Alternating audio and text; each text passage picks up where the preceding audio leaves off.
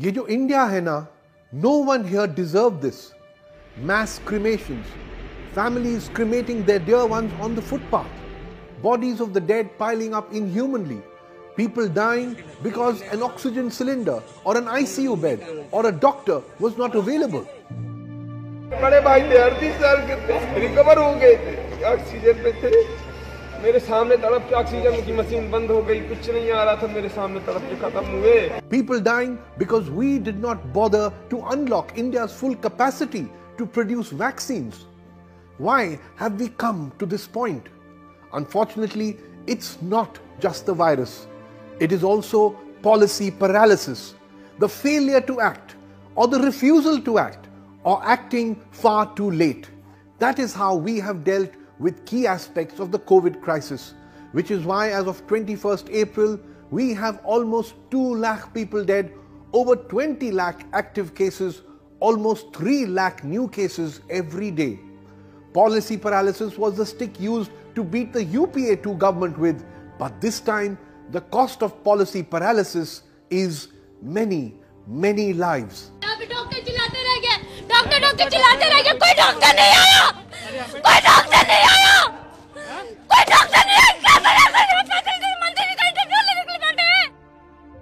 Let's talk about vaccines. The Sarkar's slogan was, "Jab tak dawai nahi, tab tak dhilai nahi." The government knew that vaccines were the key. But what was done to raise production? Almost nothing.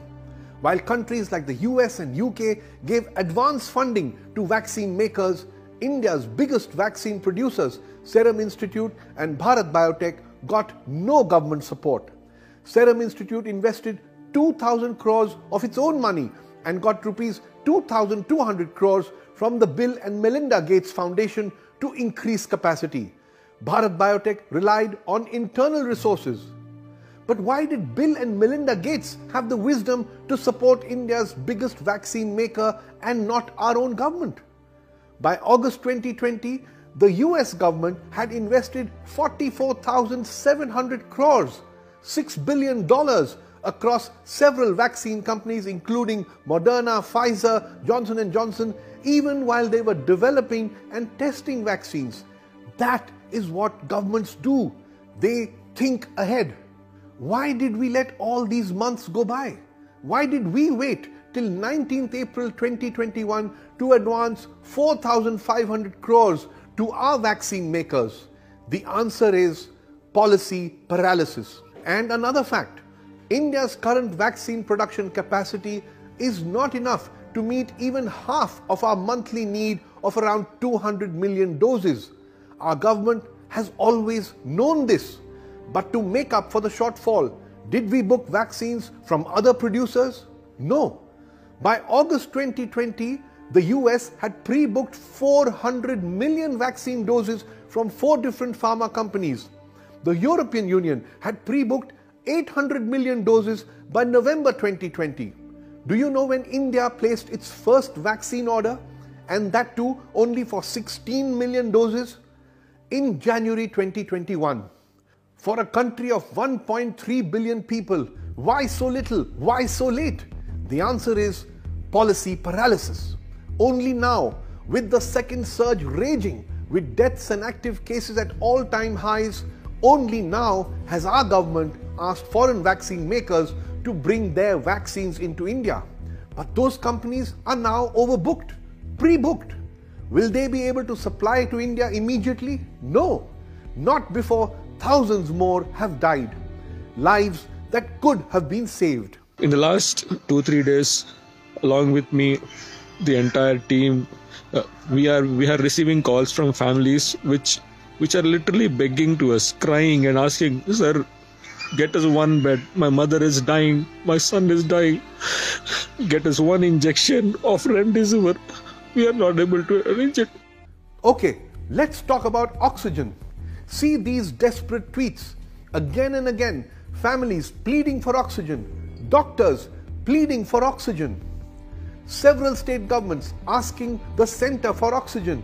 मैं doctor परिहार भोपाल से शासन से प्रशासन से हाथ जोड़कर appeal करना चाहूंगा कि ऑक्सीजन की कमी से लोग मर रहे हैं. कृपया ध्यान दें, 8-8 घंटे 9-9 घंटे लाइन में लग के हॉस्पिटल की वैन को एक सिलेंडर मिल रहा है। आप सोचिए 10 पेशेंट एक सिलेंडर में कैसे सर्वाइव करेंगे। In the second COVID surge, many have been killed not by the virus but by oxygen shortage. Lives that could have been saved. The website Scroll reports that in October 2020, already many months late, the Modi government floated tenders for 162 oxygen producing units to be set up in 150 district hospitals across India. The cost just 201 crore rupees, fully funded by the PM CARES fund. Today, 6 months later, do you know how many of these 162 units have been installed? Only 33. In UP, out of 14 units, do you know how many oxygen units have been installed? 0. Is there a shortage of oxygen at these 150 district hospitals today? Yes, there is, because of which people are dying. Do we know why? Yes, policy paralysis.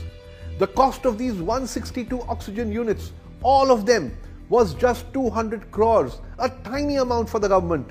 But there just wasn't enough interest in getting the job done. Next, have you heard of B1167? It's the Indian origin double mutant strain of the coronavirus. Many experts believe it's the main cause of the second COVID surge, the main cause of thousands of deaths that we are seeing now. But do you know when this strain of the virus was detected? On the 5th of October 2020. Immediately, red flags should have gone up. Thousands of samples of this strain should have been put through gene sequencing to understand it better, how to treat it better, maybe even modify India's vaccines to counter this deadly strain. But again, we moved too slowly. An Indian Express report says we did nothing in October, November, December. Only in January, a COVID genomics consortium, a network of 10 labs, was created to speed up genome sequencing in India with a budget of 115 crore rupees. But it's April now and these labs have achieved very little. Do you know why? Because the central government did not give 115 crores to the Department of Biotechnology. The department was told to find the money on its own, and the department was able to allocate the first amount of 80 crores only on 31st March. 6 priceless months after this deadly strain was actually detected.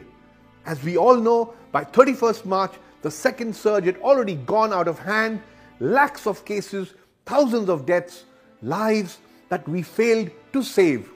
Why? Because of policy paralysis. There are other questions too. Why was a go-ahead given to religious gatherings like the Kumbh Mela? Didn't the government know it would be impossible to impose COVID norms there? They knew. लेकिन आस्था और गौरव के सामने health क्या चीज है? After first allowing a mega super spreader event, it was hurriedly wrapped up, but we know the damage is already done. Then again, why was permission given for massive election rallies during the ongoing assembly elections, followed by backtracking now? Again, by holding these daily super spreader political rallies for weeks, the damage has already been done. And finally, lockdown. Last year's lockdown policy was seriously flawed, imposed without warning, stopping all trains and buses, forcing lakhs of migrant workers to walk home in the middle of the pandemic. It caused immense pain. And yet the government congratulated itself repeatedly for imposing one of the strictest lockdowns in the world. So now prepare to be more confused, as the PM has issued a plea on 20th April against lockdowns. So, lockdown, no lockdown, partial lockdown, what is the government's policy to counter the second surge? We actually don't know. That is policy paralysis. Meanwhile, migrant workers are again rushing home. The economy will take a hit again, and yet again, thousands will die. All we know is that ye jo India hai na, it's thousands of families whose dear ones have died. The lakhs who are struggling for ICU beds, oxygen, vaccines across the country, they all deserve better.